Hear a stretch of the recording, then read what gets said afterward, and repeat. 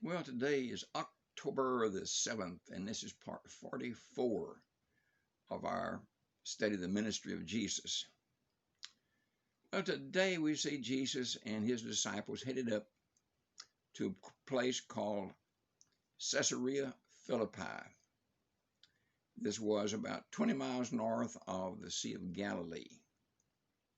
Now, there was another place called Caesarea that was down in the land of Judea. It was over on the coast. Herod the Great built it. It was kind of the seat of the governor of Judea. That's where he spent all his time. It was a great seaport, but that's down there. Now, this is up north of the Sea of Galilee, about 20 miles. Herod the Great's son, Herod Philip, took and enlarged and beautified a city and renamed it and called it after Caesar, that is Caesarea. And to distinguish it from the other Caesarea down in Judea, he called it Caesarea Philippi after himself, Philip. So we have this city up there.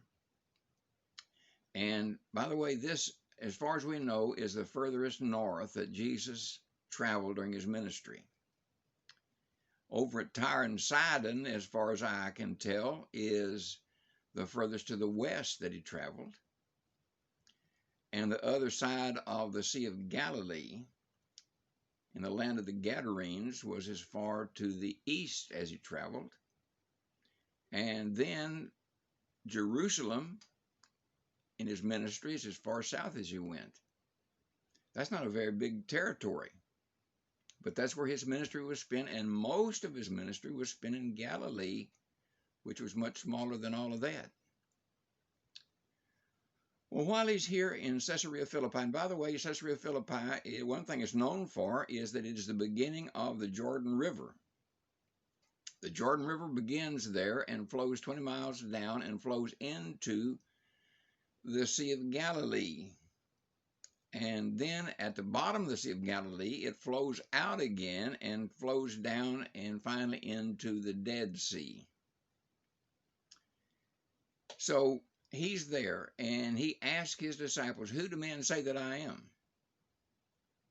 And they answered him, "Well, some say you're John the Baptist risen from the dead. And some say you're Elijah. Some say you're Jeremiah. Some say you're one of the prophets." And then Jesus asked them this question, "But who do you say I am?"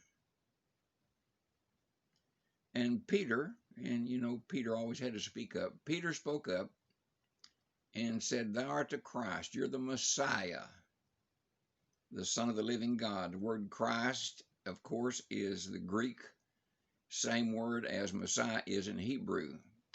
He's the Messiah, you're the Messiah, you're the Son of God. And Jesus said, "Flesh and blood hadn't revealed this unto you, but the Father revealed it to you."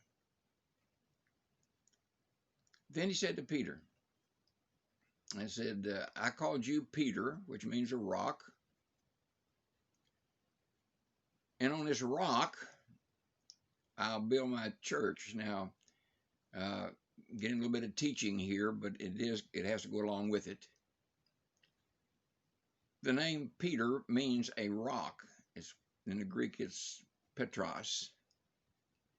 But Jesus said, "Upon this rock," PRTER, it's a feminine word.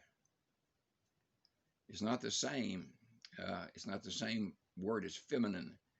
So he's not talking about building his church on Peter, but he's talking about building his church on this confession Peter has made, "Thou art the Christ, the Son of the living God." And he is not saying here that sometime in the future he's going to start his church, but he says, "I'm going to build up my church on this confession. I'm going to build it up. It's going to be all through the years." And he says, "The gates of hell shall not prevail against it, against his church." Now, not talking about a literal gate, because at the city gates is where all the elders sat every day to decide the business of the day.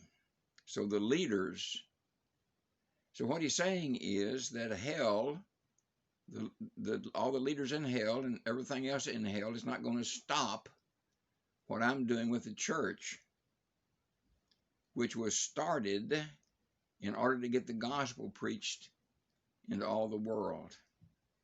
Well, our time's up. We will have to carry on in the morning with Jesus' ministry and see what he did and where he went. So until then, have a great day today.